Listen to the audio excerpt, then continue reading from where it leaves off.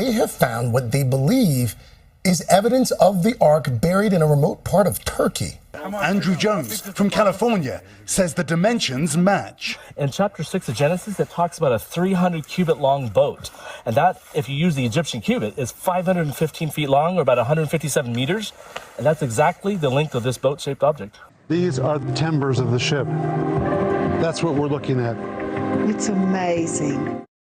Joining us now is the lead archaeological researcher of Noah's Ark scans, joining us live from Turkey. Andrew, great to have you on. First things first, how long have you and your group been looking for Noah's Ark?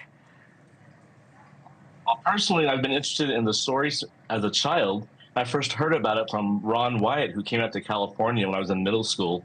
I then came out to see this site that was discovered in 1959 by Captain Durupinar, and we started our research in 2019 on the site. Where did your interest in Noah's Ark stem from? Well, actually, as a child, a guy named Ron Wyatt came out to California and did a presentation. And I was in middle school back in the early 90s, and I heard about it. I decided I had to go there when I got a chance. And so in college in 1997, that was my first trip to see this boat formation in Turkey. And I've been going back and forth ever since. Now, talk a little. Here it is, a huge boat-shaped object sitting below the ground in the mountains of Ararat in Turkey. It's a man-made object, and it's a ship form. So we're not going to find a sign that says, made by Noah and Sons.